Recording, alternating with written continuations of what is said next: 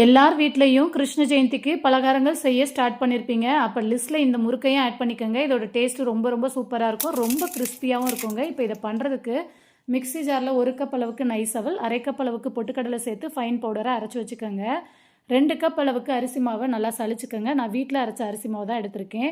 இது கூடவே நம்ம அரைச்ச அவலையும் சேர்த்து நல்லா சலிச்சுட்டு 2 டீஸ்பூன் அளவுக்கு வெள்ளையல், 1/2 டீஸ்பூன் சீரகம், 1/4 டீஸ்பூன் ஓமத்தை க்ரஷ் பண்ணி சேர்த்துக்கோங்க. 1/2 டீஸ்பூன் தனி மிளகாய் தூள், 1 டீஸ்பூன் உப்பு சேர்த்துட்டு கூடவே 2 டேபிள் ஸ்பூன் அளவுக்கு சூடான எண்ணெய் அப்படி இல்லைன்னா பட்டர் கூட சேர்த்து மாவை நல்லா பிசைஞ்சுக்கோங்க. பிடிச்சா கொழுக்கட்டை மாதிரி பிடிக்க வரணும், உதுத்தா நல்லா உதுரணும். இப்போ இதில் கொஞ்சம் கொஞ்சமாக தண்ணி சேர்த்து சாஃப்டான பதத்துக்கு பிசைஞ்சு 10 நிமிஷம் ரெஸ்ட்டில் விட்டுருங்க.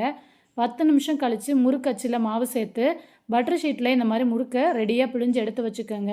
கடாயில் தாராளமாக எண்ணெய் சேர்த்துட்டு எண்ணெய் நல்லா சூடானதும் பிழிஞ்சு வச்சுருக்க முறுக்கை எண்ணெயில் சேர்த்து சிம்மிலேயே வச்சு எண்ணெயோட சலசலப்பு முழுவதுமாக அடங்கினதுக்கப்புறம் இந்த முறுக்கை எண்ணெயிலேருந்து தனியாக எடுத்துட்டிங்கன்னா சூப்பரான அவல் முறுக்கு ரெடிங்க. இந்த கிருஷ்ண ஜெயந்திக்கு கண்டிப்பாக ட்ரை பண்ணுங்கள். டேஸ்ட் அட்டகாசமாக இருக்கும். பாய்.